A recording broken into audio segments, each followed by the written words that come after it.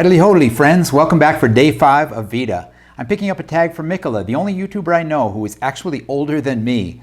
The tag calls for 5 significant movies from my life. Movies have always been important to me. I worked as a projectionist while in college, and at one time I owned and ran 3 video stores. So what 5 movies did I pick? First, My Side of the Mountain. The Canadian Film Board turned this story of a boy running off into the wilderness into one of the few movies I enjoy as much as the book it came from. Well, I do love the book, and frankly, the acting here is nothing to write home about, but the animals make up for it. How could anyone watch Sam and Frightful and not want to move into the nearest hollow tree and take up falconry? Number 2, Lonely Are the Brave. You need at least one great black and white movie in your background, and I have to go with this tale of a small-time hoodlum on the lam. Kirk Douglas is pursued by a sheriff who seems determined to bring him into the 20th century and fence him in. By sticking with his trusty horse, Douglas is determined to get away, even when it means a route up over a mountain that is no more than a fool's errand. Before Rebel Without a Cause or Easy Rider made the anti-hero something more iconic than the heroes they replaced, this small-time criminal without a whole lot of sense tugged at my heartstrings and pulled me in. Number 3 was a real challenge.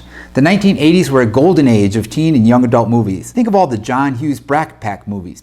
Everything from Mel Brooks and Monty Python, the advent of Star Wars and Indiana Jones. It was an overwhelming smorgasbord of celluloid treats, and I'll probably change my mind if you ask tomorrow, or 15 minutes from now. But right at this moment, I'm going with one of the many projects produced by Saturday Night Live alumni, Bill Murray's Meatballs. Not SNL's best, certainly not Murray's, but for myself, despite the fact that I spent only one summer at camp, it rang true through and through. And there's heart and a message there, that although you might not stand much of a chance in most of the competitive realms of the world, it just doesn't matter. Because if you make one good friend along the way, you're doing all right. Number 4 is easy for those who know I named my firstborn daughter after the protagonist Mulan, the story of the woman warrior who takes her father's place in battle. When this movie was released, I was dealing with the realization that I probably wasn't going to accomplish all the dreams and reach all the goals I might have once aspired to. I still hoped to decrease world suck, but I knew that that was a battle that would go on long after I couldn't raise the sword needed to fight it. Mulan, the cartoon, helped me envision a workable legacy. And of course, it was still a lot of fun.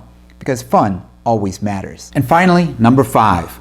Ironically, this movie is yet to be released. Vlogumentary, the documentary examining the YouTube phenomenon. Shay Carl premiered the trailer at last year's VidCon and filmed what was to be possibly the closing scene there. I could be in this movie, but that's not why I'm choosing it. Because of what YouTube, this whole medium has come to mean to me. Without YouTube, there's no Vlogbrothers, no Nerdfighteria, no community that has become my second home. I so hope this movie does make it into theaters one day, or direct to video, or simply onto, where else? YouTube.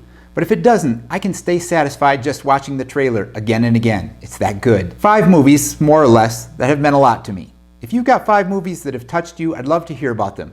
And you can consider yourself tagged. Azrael Angel, CJ Ducky, and Anchorferb, you're all tagged of course. And I'd like to add Kyla Adrienne, who was thinking of trying to get back involved with vlogging and VEDA again, but who might need a little extra encouragement. Consider this your call to action. Don't forget to be awesome, everybody.